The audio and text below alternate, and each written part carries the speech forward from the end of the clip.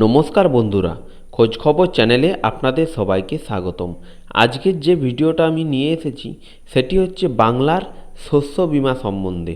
তো বাংলার শস্য বীমার আবেদন কিন্তু শুরু হয়ে গেছে। তো কিভাবে বা কী আবেদন আপডেট দিয়েছে সেই পারপাসেই কিন্তু এই ভিডিওটা। তো চলুন শুরু করা যাক। বন্ধুরা, আমাদের চ্যানেলে যদি আপনি নতুন হন তো এই ভিডিওটিকে লাইক করে চ্যানেলটিকে সাবস্ক্রাইব করে বেল আইকনটা অন করে দিন, যাতে আপনি পরের ভিডিও একটুও মিস না করেন। ধন্যবাদ। তো চলুন শুরু করা যাক। তো বন্ধুরা, দেখতেই পাচ্ছেন এখানে লেখা আছে বাংলা শস্য বীমার আবেদন ফর্ম ডাউনলোড। তো বন্ধুরা চলুন নেক্সট পরবর্তীতে কি আছে দেখে নেওয়া যাক। ফর্ম ডাউনলোড শুরু হয়ে গেছে 31শে আগস্ট পর্যন্ত। দেখুন এখানে কিন্তু ডেটটাও লেখা আছে 31শে আগস্ট পর্যন্ত। তো বন্ধুরা, আপনাদেরকে প্রথমে এটা পড়ে নিতে হবে। তো বাংলা শস্য বীমার আবেদন ফর্ম ডাউনলোড করতে পারবেন 31শে আগস্ট পর্যন্ত, মানে তারিখ বৃদ্ধি করলেন মুখ্যমন্ত্রী। আগেও ডেটটা ছিল, তো 31শে অক্টোবর পর্যন্ত কিন্তু মুখ্যমন্ত্রী তারিখটা আবার বাড়িয়েছে। তো তারপরে দেখুন লেখা আছে বাংলা শস্য বীমা প্রকল্পের আওতায় কৃষকদের ব্যাংক অ্যাকাউন্ট আসতে চলেছে ক্ষতিপূরণের টাকা।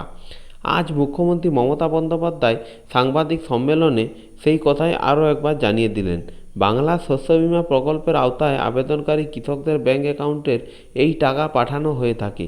প্রত্যেক বছর বাংলা শস্য বীমা প্রকল্পের আবেদন চলে, যার সম্পূর্ণ বীমার টাকা রাজ্য সরকার প্রদান করে। সম্পূর্ণ বিনামূল্যে কৃষকেরা বাংলা শস্য বীমা প্রকল্পের আবেদন করতে পারেন। প্রত্যেক বছরের মতো এই বছরও শুরু হয়েছে বাংলা শস্য বীমা প্রকল্পের আবেদন। এই বছর বন্যা পরিস্থিতির কারণে মুখ্যমন্ত্রী মমতা বন্দ্যোপাধ্যায় বাংলা শস্য বীমা প্রকল্পের আবেদনের মেয়াদকাল বৃদ্ধি করলেন। আজ সাংবাদিক বৈঠক থেকে মুখ্যমন্ত্রী মমতা বন্দ্যোপাধ্যায় জানান, বাংলা শস্য বীমা প্রকল্পের আবেদন করার জন্য প্রতি বছর সময় বেঁধে দেওয়া হয় 31শে সেপ্টেম্বর পর্যন্ত। যেহেতু এবছর এবার সেপ্টেম্বরের শেষ সপ্তাহে বন্যা পরিস্থিতি সৃষ্টি হয়, তাই মুখ্যমন্ত্রী জানান বাংলা শস্য বীমা প্রকল্পে কৃষকেরা 31শে অক্টোবর পর্যন্ত আবেদন করতে পারবেন। তো বন্ধুরা দেখুন, তারপরে লেখা আছে বাংলা শস্য বীমা প্রকল্পের কিভাবে নাম নথিভুক্ত করবেন। বাংলা শস্য বীমা প্রকল্পে আবেদন করতে হবে অফলাইনে, আপনাকে কিন্তু অনলাইনে আপাতত কোনো সুবিধা দেওয়া হবে না। তো অফলাইনেই কিন্তু আপনাকে এটা আবেদন করতে হবে।